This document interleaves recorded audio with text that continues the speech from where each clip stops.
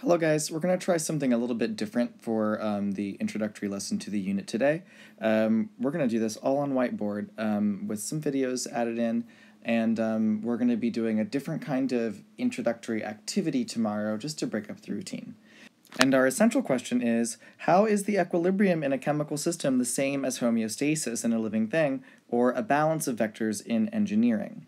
Today's aim is, what factors affect the rate of reaction?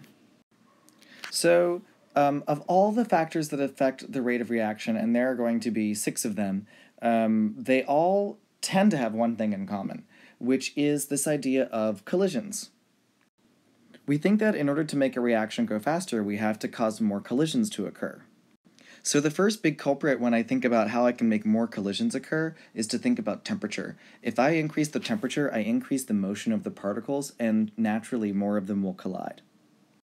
But in addition to increasing temperature, we can also think about stirring. Stirring also will physically increase the motion and increase collisions. If you think about a bunch of molecules trying to collide with each other versus a bunch of ions, I think you can imagine that the ionic substance would actually dissociate from each other, and because there would be therefore more particles in the solution, you would have more collisions. So I tried to show that here by dissociating the sodium from the chloride ions and showing that there might be more chaos and more collisions. So that's what I'm thinking there. And in addition to these 3, we also have concentration. Basically, larger concentrations will have more moles of solute dissolved, so those more moles of solute will cause more collisions. So I'm continuing the list now, still under the sort of subtitle of increasing collisions, and I'm going to add that the particle size really matters. So if you think about particle size like this, where you have this black box, which is sort of underneath some of the red boxes, but there's a black box there, it can only be collided with from just 4 sides, at least according to this diagram. But if you split it up into much smaller pieces, then each one of those pieces has its own 4 sides.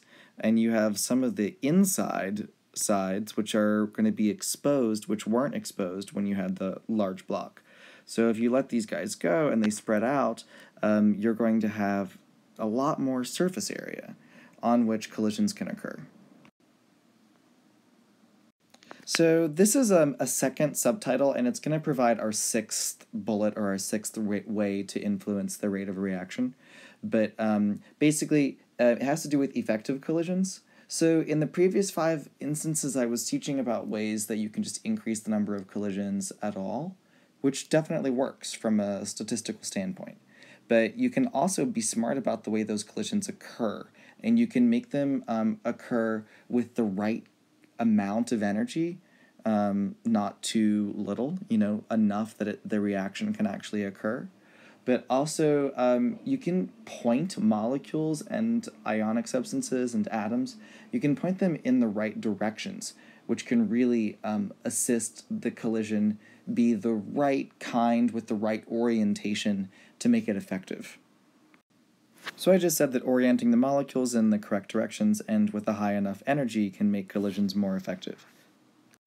This is a diagrammatic example of an improper collision where molecules, I guess molecules 1 and 2 are both made of atoms A and B, and if they collide like this, you would not get a collision because the 2 A's would be touching, but the 2 B's would not be touching. So if you were going to try to make a molecule that were AA and a molecule that were BB, you wouldn't be successful because the B's would have to collide as well, and they're simply not touching, so they're not going to combine.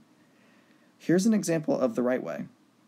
In this orientation, the molecules have collided in a way that the A and the B will touch another A and B, and when the 2 A's touch, they sort of make their own molecule. When the 2 B's touch, they make their own molecule, and then the 2 A's fly off like that, and the 2 B's fly off like that, and that's what we mean by the correct orientation. So that's all like the theory behind effective collisions, but I wanted to give you a practical way to encourage effective collisions, and that's going to be through the use of these things called catalysts. They act by speeding up the rate of reaction by lowering the rate of activation energy needed to cause the reaction to occur. So I just wrote in, they lower the activation energy and speed up reaction rates without being used up. You should envision this like on a potential energy diagram, where the reactants are having more potential energy and the products are having less. The activation energy is right here. It's the amount of energy that gets you from the reactants all the way up to this sort of maximum energy that's right before the reaction takes over and makes the products. So it's just this little tippity top of the hill. That's your activation energy. And what catalysts do, what they all have in common, is that they carve out this alternate reaction pathway, which you can see that I've drawn in here in purple. And the alternate reaction pathway is simply a lower activation energy route, which is provided by a catalyst.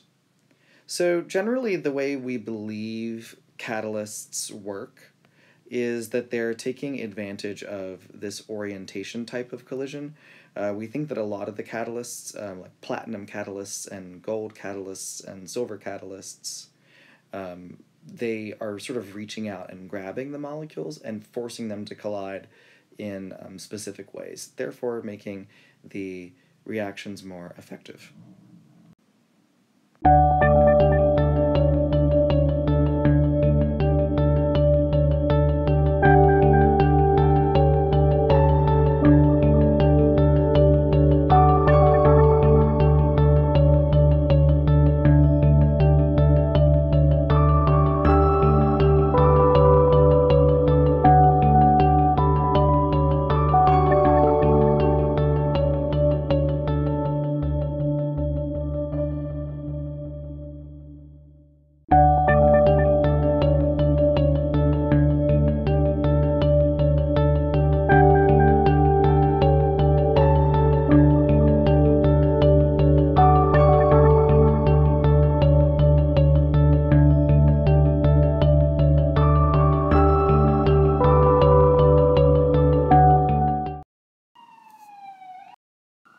So I want you to ask yourself and replay that video if you need to.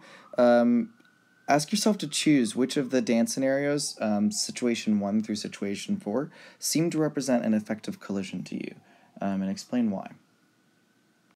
And I just want to leave you with a video that's a fun demo idea. It's called the iodine clock reaction.